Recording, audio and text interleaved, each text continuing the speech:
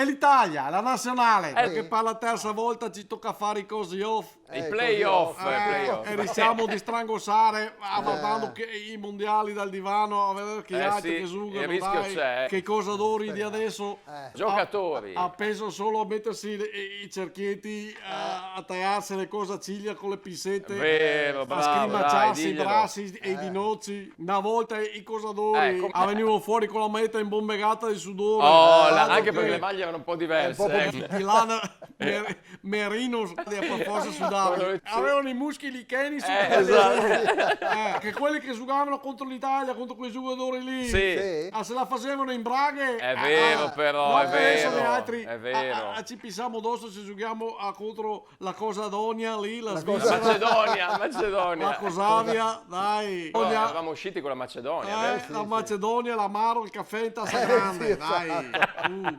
12 anni sono, era. Sì. Come un giandone che fa la prima media perché è stato bocciato perché pensava di fare il furbo, andare a fare berna sulle colombare. Che l'ultima volta che abbiamo giocato il mondiale che era ancora la ritmo. E mettevi la miscela il 2 nel ciaetto. Una vergogna e basta. Che non ci sono più certezze. È vero. Sento sicuro che la terra sia proprio tonda. Ancora sia ovale come i balloni.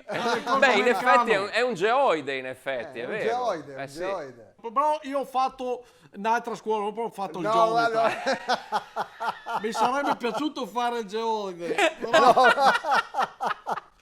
Vabbè, lasciamo perdere. Ero bravo a disegnare i cubi. Sei sicuro che nella mozzarella c'è il latte e che nei broccoli non ci siano estrogeni che ti fanno venire i cori? No, è così, no, vabbè. Allora tutti insieme. È una vergogna e basta.